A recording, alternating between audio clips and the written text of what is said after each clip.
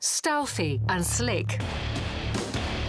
It starts its engine, checks the onboard systems and assemblies, taxis towards the runway, accelerates and after a few moments disappears from view.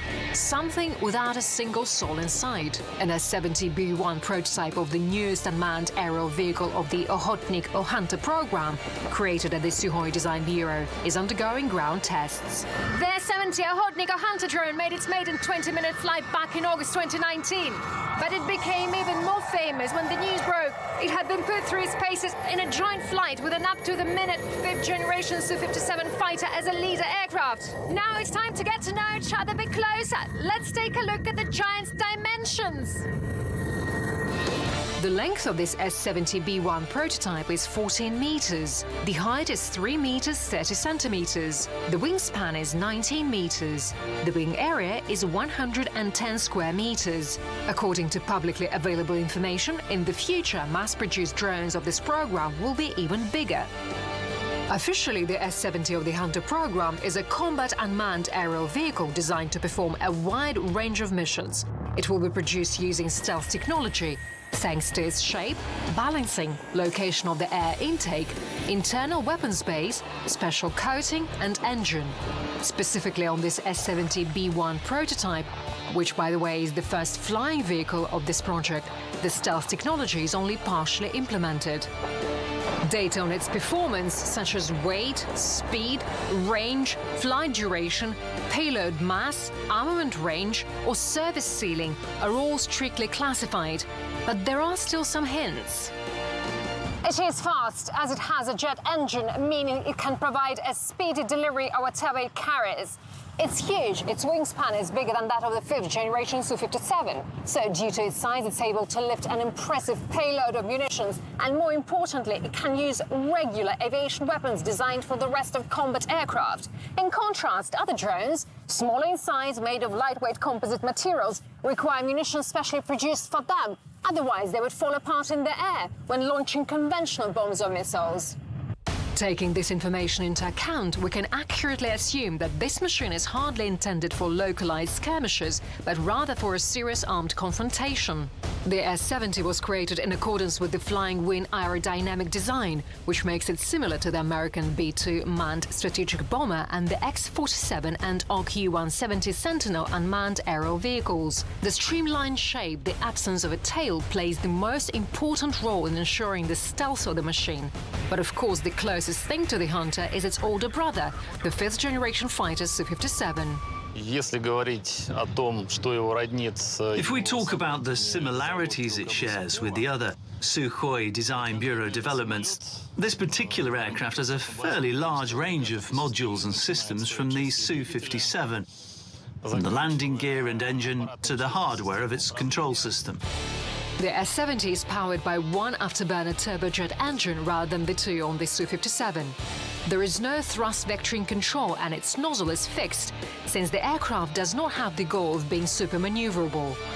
The Hunter does not have a shortened takeoff and landing distance and has a lower takeoff speed than the Su-57. On the day when we filmed this material, the S-70's braking systems were being tested, among other things. The two front cameras of the drone serve as the eyes of the operator-pilot, who controls it remotely from a ground control point. Currently, there is manual control here, but in the future it will be abolished, and the unmanned aircraft will fly and perform tasks entirely in automatic mode, in other words, on autopilot. And this will require the latest, even more powerful artificial intelligence systems installed inside the machine. At the moment, the crew includes 3 people, a pilot operator, a navigator operator, and a communications operator.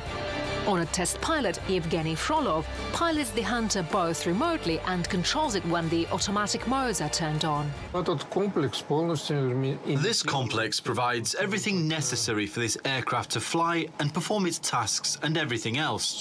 That's the control of all aircraft systems, control of its position in the air, control of its trajectory, control of all logical connections. How paramount is artificial intelligence here? To what extent is it present here here. Of course, its presence here and will be even more powerful in the future. And now we are also working on it. But this machine must do everything autonomously. It may even not be connected to the control point. They start it up and it goes according to its program. It has to perform all the functions without a pilot on board or an operator on the ground, because anything can happen. Some failures can occur, the situation can somehow change. For example, a thunderstorm could appear somewhere along the way and it must be bypassed. To enable the Hunter to take off for the first time, all of its systems were first installed and tested on the Su-57 aircraft. This is the Su-57 Flying Laboratory, the forerunner to the unmanned S-70. Inside, this is the S-70 Hunter, but it is obviously manned for safety reasons. Several years ago, Yevgeny Frolov remotely took off and landed this flying laboratory with a pilot inside just in case. That was the chief test pilot of the Sukhoi Aviation Company, Sergei Bogdan, whom we asked how it felt when another pilot was actually flying and controlling his plane from the ground. The flight mode, the speed were not so critical. If they controlled me during aerobatics near the ground, in this case the accuracy of piloting could have been paramount. It requires time to complete a maneuver and withdraw. Here, the vertical speeds of descent, they were quite small. Considering that there were approach modes and everything was visible, everything was manageable, controlled, personally I did not anticipate any significant deviations that could seriously affect something from a safety point of view. And after that, of course, permission was received to perform the first flight of the drone, which, by the way, the pilot, having already had real experience of landing a flying laboratory with external control, our pilot successfully performed the landing of our unmanned vehicle in manual mode. What are the advantages of the S-70? First of all, the same ones inherent in other unmanned vehicles. That it can perform the most difficult and dangerous combat missions, coming into direct contact with the enemy. It is always safer for a manned aircraft to work together with a drone. The developers say that all existing combat drones have a short range. In contrast, the range of the S-70 Hunter will be much larger. And of course, the advantage will be its intelligence, size and payload capacity. Thanks to its size, it has the combat capabilities which in the future will be used by our armed forces. The main task is to teach it to fly, to teach it to think correctly and to perform the tasks that have been set. This is all the mission of the flight crew, engineers, designers. We are all doing this. In its work, it will adhere to the concept of loyal wingman, which is also the name of the project which is currently being developed by Boeing Australia. This means that the loyal wingman will be able to interact with both manned fighters and unmanned aerial vehicles, as well as work independently, performing its own missions. What makes this project stand out? Can we compare it with other world developments in this area in terms of functionality, technical characteristics? If we talk about what the S-70B1 has adopted from unmanned vehicles developed in other countries, it's obviously the balancing scheme. This, of course, the approach to closing the motion control loop and the takeoff and landing support system from the point of view of integrating system sensors and optimizing control algorithms.